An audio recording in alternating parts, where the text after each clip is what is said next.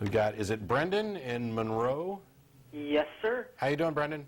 I'm good. How are you? Good. That's good. I was watching, I think it was the Discovery Channel, and Why did you do that? We're not on the Discovery Channel. Yeah, I know. I'm sorry. But there was a show about some people. Apparently they had died, and, they had been resuscitated. And when they woke up, they claimed to have seen, like heaven or tunnels with angels. And, I don't necessarily believe these guys. I'm agnostic, but I'm not really sure what to make of it. I was wondering if I could get your opinion on it.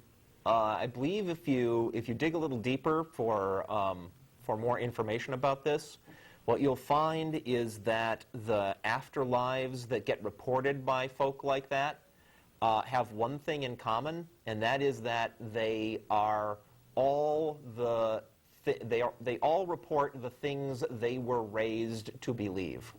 Or what their beliefs were at the time. Right, or their beliefs at the time, right? You don't have Hindus seeing Jesus.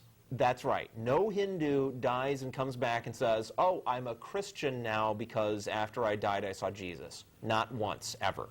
Ah. And even if it did happen, I'd report that that's not evidence of the truth of it. One needs to be careful, because if there's one example out there, of course the believers will jump all over it and say, because of Jeff Dee's argument, this proves that Christianity is true. But so there could be incredibly rare exceptions, but for the vast majority of cases, and of course, if there's only one true religion, which a lot of people believe, then all of these afterlives that got reported, except for one, have to be imaginary in the first place. So there's a lot of good reasons to take all of that with shake or salt. And there are groups who have done studies on near-death experiences, and in addition to finding this that Jeff was talking about, there are a number of other things that are similar. And this, oddly enough, is something that can actually be tested. You would think that there would be no way to test this, but there are ways, because one of the most common things that's reported first, before we get to the religious imagery, or lack thereof, there are some people who don't see anything at all like that, is this, one of the most common is, I saw myself as I floated up from the bed, and I could see my body and my doctor and the people working, and I could, hear them making comments about it, and there's no way I could have possibly known this because I was dead at the time. And as I floated up through the ceiling, blah, blah, blah, then I went on and had my religious experience. Well, the thing is, death is not some finite moment in time. It's a really complicated condition, and the definition of when is death or what is death has changed.